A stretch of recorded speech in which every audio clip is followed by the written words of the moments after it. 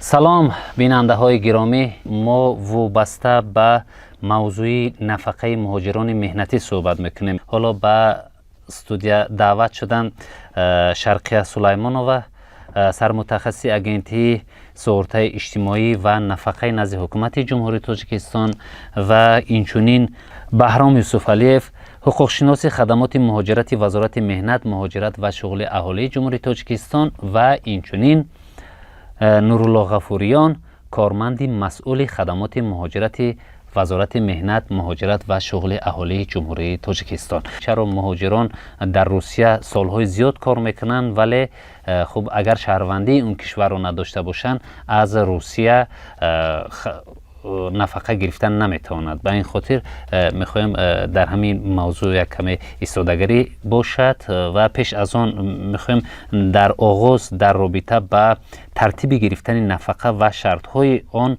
کمی معلومات داشته باشیم. قید نمودن به مورد است که در جمهوری تاجیکستان از 1 ینوری سال 2017 تعیینات نفقه در اساس قانون جمهوری تاجیکستان درباره نفقه‌های سئورتوی دولتی عملی کرده شده ایستاده است و تعیینات نفقه با پرینسیپ‌های سئورتوی اساس یافته است. یعنی در نظام تامینات نفقه اندازه نفقه شهروند به سهم‌های سئورتوی که در طول فعالیت مهنتیش برای او پرداخت نمودند استفاده می شود. یعنی طبق قانون جمهوری تاجیکستان درباره نفقه‌های سئورتوی و دولتی دو نمود نفقه‌های سئورتوی عمل میکنند. یعنی نفقه سئورتوی از روی سن و سال، نفقه سئورتوی از روی معیوبی، نفقه سئورتوی از روی محروم شدن از حرابان و نفقه دولتی اینچنین یعنی نفقه اجتماعی نیز در نوبت خود به 3 نمود تقسیم می شود.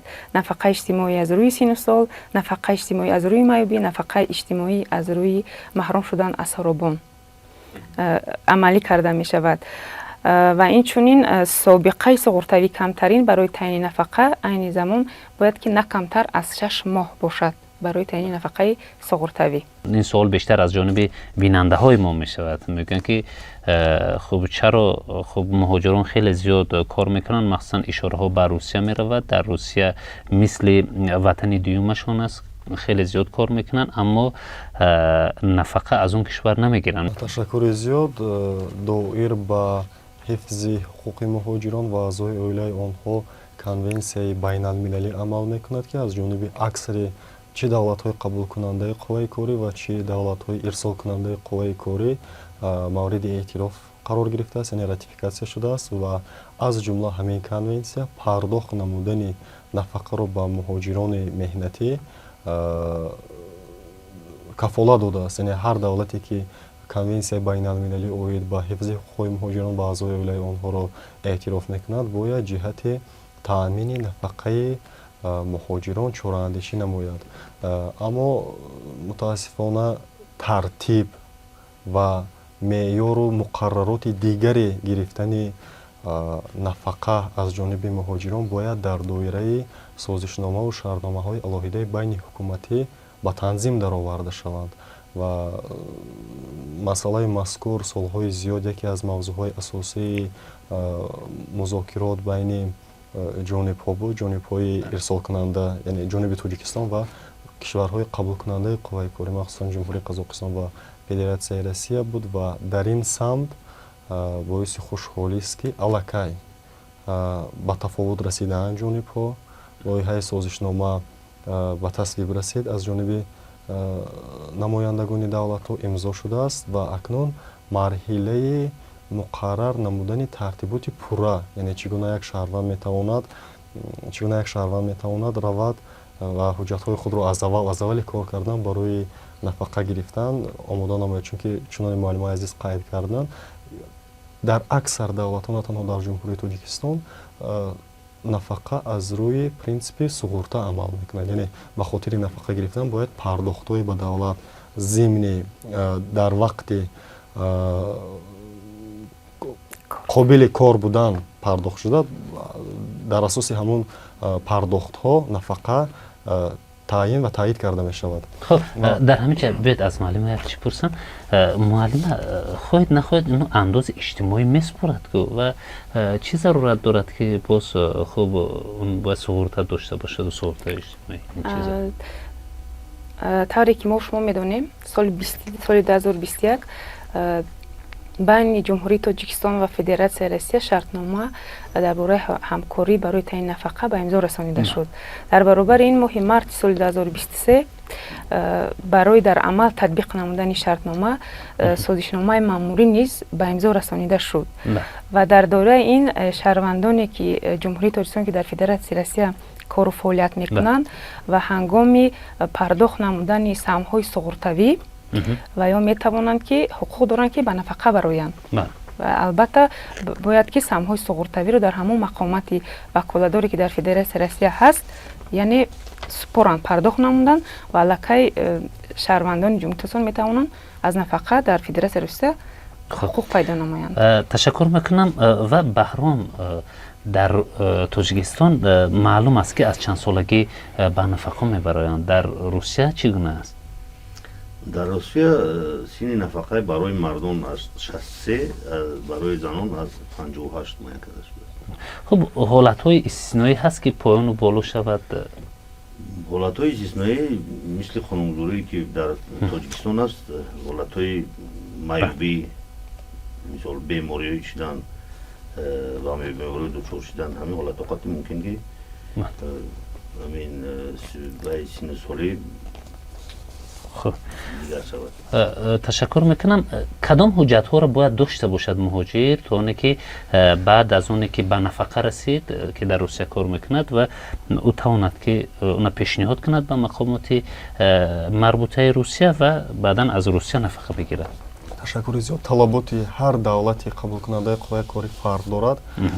شما نمیدونید در سمت دیورسیفیکاسیون گوناگون سمتسازی مهاجرت سالهای اخیر از جانب حکومت کشور تدبیرهای موثر اندیشیده می شود. مثلا این زمان مهاجران ما با بریتانیا کبیر، با کشور انگلیا، با کره سفربر شدند و با نقشه هم گرفته شده است که همکاری در ادامه با کره، با ژاپن، با بریتانیا وسیع کرده شوند. مثلا طلبات قانونگذاری این دولت‌ها چگونه است؟ با خاطر نگاه داشتن و استواری عائله‌های مهاجران، مهاجر می‌تواند همگی دوام 6 ماه در حدود این کشورها فعالیت مهنتی موقتی داشته باشد. بعد 6 ماه حتما باید سرحد جای استقامت، سرحد دولت استقامت را عبور کند و بعد از 6 ماه وارد شود. و بعضا دولت‌ها هستند که طلبات دارند که بعد از کشور اقامت رفتن باید حتما به وطنش برگردد و یک مدت دیگه در وطن خودش زندگی کند.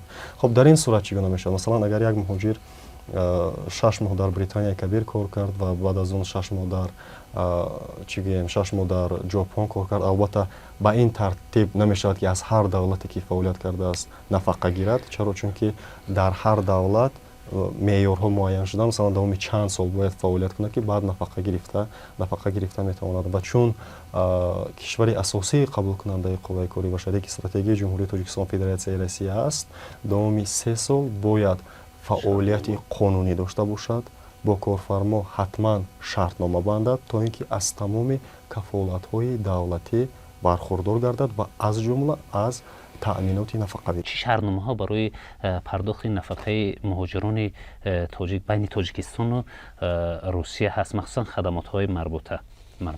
چطوری که ما این زمان قید کردیم شرطنامه درباره همکاری برای تعیین نفقه است بین جمهوری تاجیکستان و فدراسیون روسیه که سال 2021 به امضا رسید و در برابر این برای عملی نمودن شرطنامه مذکور سازشنامه مأموری نیز به امضا رسید ماه مارت سال 2023 و در این اساس نیز رسمیت داخلی داروی نیز شده ایستاده است برای پورا به ترتیب در آوردن همه شرطنامه و سازشنامه مأموری. اینا در بعض موارد با گفته خود مهاجران عملی نمی شود، چون مهاجران میگن ما چند سالهای زیاد در روسیه کار میکنیم ولی برای ما نفقه نمیدید. در همین موارد ما یک صحبت همکاری ما یک صحبت دارن با یکی از مهاجرانی که چندین سال در روسیه کار کردند و سینشون به نفقه رفت و اما خوب ایشان نفقه نمیگیرن. درست است که میگن که در کارخانه‌ای که کار کردن شرطنامه نداشتن، اما میگن پتنت داشتم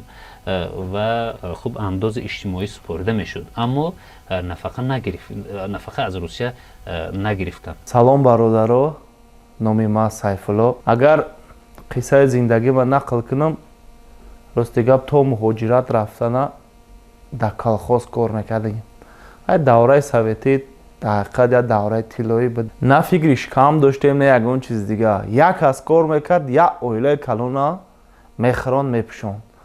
ای بعد جنگو سر شید، زندگی من وزمین تر شید. بعد ما مجبور شدیم قطعه مردکوی قشلاق رای رسیه را پیش بگیریم. زندگی وزمین بود، زن فرزند چشم برا که یادی کنون بیوان بخرن. رسیه رفتیم. رسیه هم قدر احوالی ساز نداشت. کارم ساختمان، سترویکا. این همی قدر سال کارمون فقط در سترویکا، درنی لوی، چنگ، خوک، باری وزنین میکشیدیم. لوی میشوریدیم، سیمین میشوریدیم. همه کار کردیم در سترویکا. خاک ایجاد سترویکا هم خیلی که کارش خوبه. 4 تنگه میابی خونه روی میکنی. نیکی یک بیزیبی کارمون همی بود که هیچ وقت دکومنت نگفتیم، کاغذ نگفتیم، سرمون خم فقط کار کردیم. بریگادیرو بودن و ابک میگرفتن، چون قطعی صاحبای خونه دگوار میکردن. ما هم سر خم کار میکردیم، ابک تمیز بردیم، پولمون میگرفتیم. با قفای ابک دیگه همه خیلی زندگیمون گذشت. فرزندو کلان شدن، دختر شوهر دادیم، خدارش کرد، پسرها هم کلان.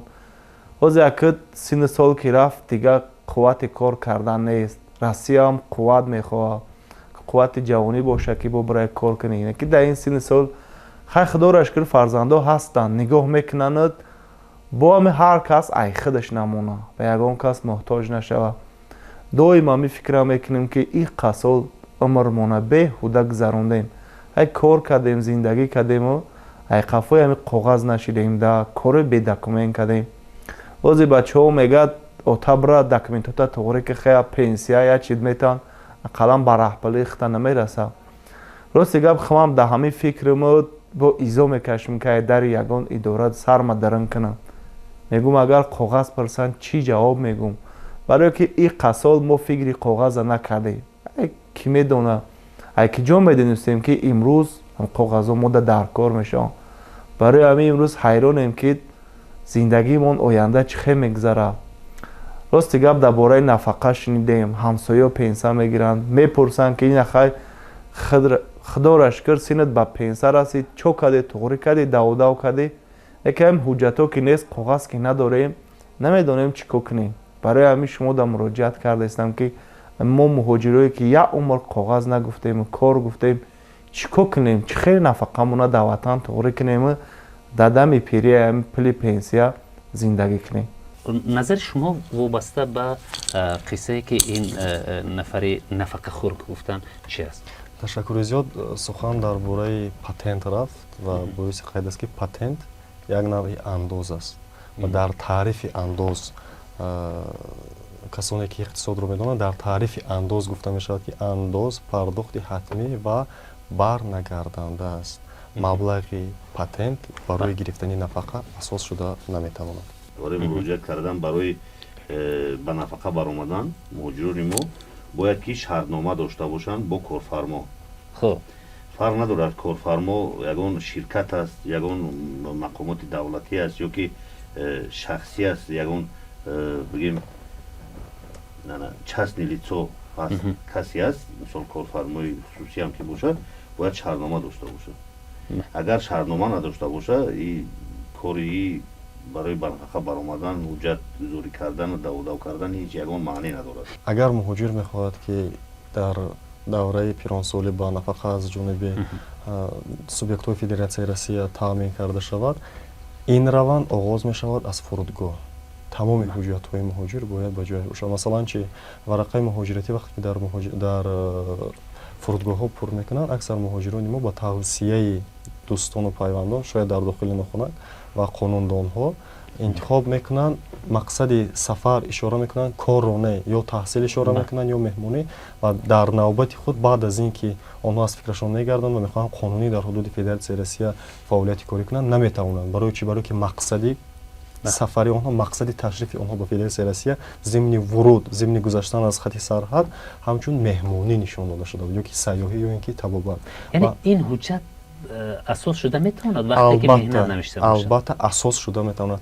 اگر مقصد سفر کار اشاره شده نباشد، مهاجر میباید فعالیت مهنتی خود را با تنظیم در آورده نمیتواند و وظیفه دار است که و در دایره 180 روز بیرون از 90 روز، زیاده از 90 روز هم در حدود نورولا جان شما خوب قید کردین. من گپ در سر این است که این برای گرفتن نفقهش باعث شده میتواند گفته من در حالتی که این نفر نظر شما. ببینید یک سلسله منطقی است. وقتی که مقصد سفر و کار اشاره نکرد و فعالیت مهنتی خود را نخواهید کار کردن نمیتونه، چون در 90 روز او باید حتما مرز عبور کند. این چیز معلوم. اما برای نفقه او اگر همین بیا اساس کنه چون شرطنامه ندارد، با اینا باید میگیرن یا نه؟ البته با اینا باید البته فعالیت مهاجر باید پر را به رسمیت در آورده شود. خب شما علاوه دارید فکر میکنم مهاجران زیاد که سالهای زیاد در فدراسیون روسیه کار و فعالیت کردند، یعنی که کار و فعالیت کردند که با کارفرما شرطنامه مهنتی ندارند، هنگام به نفقه برآمدن در فدراسیون روسیه حقوق ندارند که نفقه سقورتوی برخوردار شوند.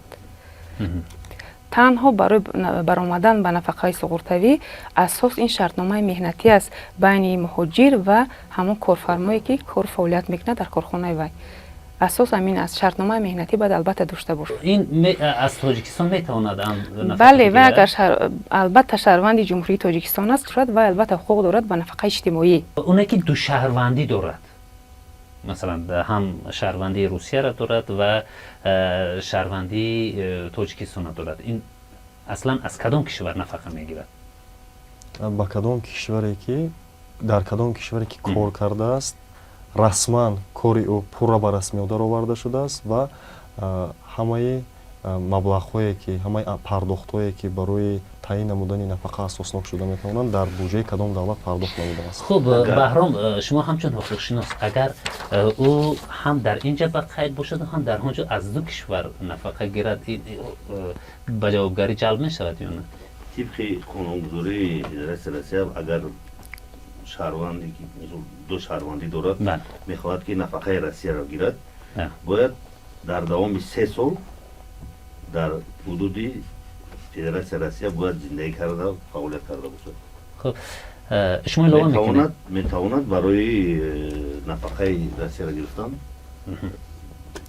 حجت پیشنهاد. خب موافق سندهای دو جانبه که به تصویب رسیدند، شهروند در یک وقت میتونه از دو دولت نفقه گیرد. یعنی فدراسیون روسیه برای دوره‌ای که شهروند در آن کار و فعالیت نموده است سهم‌های سقورتوی را پرداخت نموده است و از فدراسیون روسیه برای دوره‌ای که در جمهوری تاجیکستان کار و فعالیت نموده است سهم‌های سقورتوی را پرداخت نموده است از جمهوری تاجیکستان گیرد. یعنی شهروند در جمهوری تاجیکستان کار و فعالیت کرد، سهم‌های سقورتوی را پرداخت نمود، مراجعت میکند و در فدراسیون روسیه نیز همچنین وقتی کار کرد سهم‌های سقورتوی را سپرد، هنگام مراجعت به تعیین نفقه و البته مراجعت میکند. اگر در فدراسیون روسیه مراجعت کند، فدراسیون روسیه طریق درخواست به جمهوری تاجیکستان مراجعت میکند و در اینجا نیز همون سهم‌های سقورتوی که شهروند در طور فعالیت مهنتی در جمهوری تاجیکستان سپریده سهم گذاشته است به نوبت گرفته حساب میکنند و پرداخت میکنند. تشکر میکنم. یک مسئله هست در بعض موارد میبینید که اون نفری که شهروندی روسیه گرفته است نفقه میگیرد، ولی وقتی به تاجیکستان میآید و میگوید که بعد از چند ماه مشکل ایجاد میشد، حتما باید به روسیه رود، نمیدونم در قید مونه چی، این چی روند است؟ شهروند جمهوری تاجیکستان که در فدراسیون روسیه مراجعت کرد نفقه تعیین کرد، البته وی باید که در فدراسیون روسیه زندگی کند. خب زندگی کند بعدا نفقه میگیرد. زندگی کند اما نفقهش میشه. تشکر میکنم. نفری که در کارگاه های روسیه معیوب میشود، مثلا حالت میشد که معیوب میشود، خب اون به کجاها مراجعت کند تا جبران شود یا خب نفقه معیوبی اگر شود از اون کشور بگیرد؟ مسئله تامینات و حفظ بی‌خطری کارمندان дар доираи санадҳои алоҳидаи меъёрии ҳуқуқӣ чӣ дар ҷумҳурии Тоҷикистон чӣ дар Федератсияи Россия ба танзим дароварда мешаванд. Федератсияи Россия низ кафолат додааст ба кормандоне ки дар садамаи корӣ бемор мешаванд, қобилияти коркунии худро аз даст медиҳанд. Дар ҳудуди Федератсияи Россия низ барои онҳо ҷубронпулӣ пардохт мешавад ва дар сурати доштани кӯдакони ноболиғ таъминоти онҳо ба зиммаи корфармо вогузор خب در карда همینجا мешавад. که این معیوب شد نفقه معیوبی میدهن که خب همینجا از روسیه میدهن، حالا اگر شهروندی روسیه را نگرفته است یا از تاجیکستان، چون در کارخانه روسیه معیوب شده است. бозам масъалаи расмӣ будан ё набудани Бале. фаъолияти муҳоҷир нақш мебозад. акнун мин баъди ба тасвиб расидани созишномаҳои байни ҳукумати байни Федератсияи Россия ва ҷумҳурии Тоҷикистон муҳоҷир метавонад Бале. пешниҳод кунад барои гирифтани нафақаи маъюбӣ аз ҳудуди Федератсияи Россия. Лекин то ин замон онҳо метавонистанд аз ҷумҳурии Тоҷикистон нафақа гиранд, новобаста аз ин ки сабаби маъюб шудани онҳо, сабаби маҳдуд гаштани имкониятҳои физикии онҳо дар чӣ буд. برای معلوماتنامه گرفتن از نمایندگی‌های اگنتی سئورت‌های اجتماعی و نفقه برای درست کردن حجت در روسیه مبلغ میسپرن یا نمیسپرن؟ тамоми хизматрасониҳои агентии суғуртаи иҷтимоӣ ва нафақаи назди ҳукумати ҷумҳурии Тоҷикистон дар самти маълумот додан нисбати нафақа ва соҳаи суғуртаи иҷтимоӣ албатта ройгон аст. حالا در همین مورد یکی از صحبت‌های دیگری که با یکی از مهاجران دیگری که به نفقه برآمدند و نفقه میگیرند از روسیه و اینا چگونه موفق شدن که نفقه بگیرند بیاید میشنویم. ما استقامت کننده شهر دوشنبه تورا خانم بردیقل دوشنبه سال 2000 تا حاضر اخیران 2020 آمدیم ما میریم میایم همین خیلی رزق روزی را یگان مبلغ به دست میاریم روان میکنیم خانه مقصد زندگانی را پیش برند. چیکار قطعی مشغول میشدین؟ کارای ما همین سترایک حسابینه سترایتی است و اساسا ما سوارشکی کردیم کفشرگر خیلی چیزی که دگاور میکردیم شخصا ما دگاور میکردیم فرمالنی دکومنتالنی هستن بچه هایی که فرمالی نمیکنن بعد دو میکنن ها فقط نیست اساس نیست شرطنامه نیست مبلغ گرفتن میشوه که نمیگیره نمیتونن گرفته مبلغ به دست نمیارن یا نیم بای میگیرن. خیلی ما گفتیم که ما شرطنامه های تشکیل میکردیم ما 2-3 کس که بودیم ما زبان روسی را نقض میدونیم یکم دویم به جایی که رفتیم در اساس حجت کار کردیم. شما سن سالتون چند ساله شده؟ ما امسال 67 پنجم مای ما 67 در آمدم 1956 تولدی ما پنجم مای نفقه میگیرید؟ نفقه میگیرم ما نفقه از روسیه میگیرید؟ از روسیه میگیرم. بسیار مهاجرایی هستن آدمان هستن که یکم مثلا مهاجرت مهنتی رفتن میبینن و بعدا همین خیلی میشود که نفقه گرفته نمیتونن نمیدونن که حجتهای نفقهشون چی حجت پیشنهاد کنن کجا پیشنهاد کنن سبب همین در چی است به فکرشون؟ اساسا من فکر میکنم در شخصیتی هم آدم چون که معلومات های بچه های ما سستن یکم که زبانی روسی را نمیدونن ایروی همین عذاب میکشن قینی میکشن دویم که گپ یگان کس گوش میکنن با یگان کس همراه میشون همه کجای دا دیدیم توجیکی ما گبره با بچه های نغزن گپی یک رفیقی که 10 سال پیش دیده بود همون را باور میکنه میره و مثال حجت نمیکنه اساسا در اساس حجت کار کردن در کار. نظر شما وابسته به اندیشه های این نفر چی است؟ ташаккури зиёд. андешаҳое ки аз ҷониби шаҳрванд баён дошта шуданд хулосаи он чӣ буд ки мо гуфтем. зимни ба муҳоҷират рафтан шарт аст ва хадамоти муҳоҷират ҳамеша зимни корҳои фаҳмонидиҳии иттилооти тавассути васоити ахбори omma тавассути дигар воситаҳои иттилоорасонӣ шабакаҳои иҷтимоӣ тақсиму буклету китобчаҳо ҳамеша таъкид мекунад ки احترام گذارند به قانونگذاری کشوری که بود و باش میکنند و حتما قانونگذاری جانب قبول کننده رو رعایت نمایند. در نوبت خود زیرا که آنها نماینده که سفیر فرهنگی جمهوری تاجیکستان رو در کشور قبول کننده آنها معرفی میکنند فرهنگ، مدنیت، معرفت نوکی، حقوقی تاجیکان و تاجیکستانیان رو در حدود کشورهای بیگانه. از همین سبب از این منبر مهاجران شبکهش ما با منبر مهاجران تبدیل یافته است. آنها بیشتر از مشکلات خود اینجا میگن. از همین منبر تاکید خدمات مهاجرت را میرسانم که خواهش احترام کنید قانون و قاعده و قانونگذاری کشورهای قبول کنندگان رو و فعالیت خود رو حتما رسمی نمایید، رسمی گردانید. خب تشکر میکنم برای یک صحبت خیلی پرمحتوا. فکر میکنم که این توصیه هایی که هم صحبتان ما دادن حتما به نوبت خواهند گرفت و سرمشق کار خود قرار خواهند داد. یادرس میکنیم که هم صحبتان ما بودن شرقیه سلیمانووا، سرمتخصص اگنتی سغورتای اجتماعی و نفقه نزد حکومت جمهوری تاجیکستان، بهرام یوسف علیف، حقوق شناسی خدمات مهاجرتی وزارت مهنت، مهاجرت و شغل اهالی جمهوری تاجیکستان و نورالله غفوریان، کارمند مسئول خدمات مهاجرت و شغل اهالی جمهوری تاجیکستان. خب در همین جا برنامه نوبتی مهاجرتی به خطر حسنی انجام می‌یابد. خیر.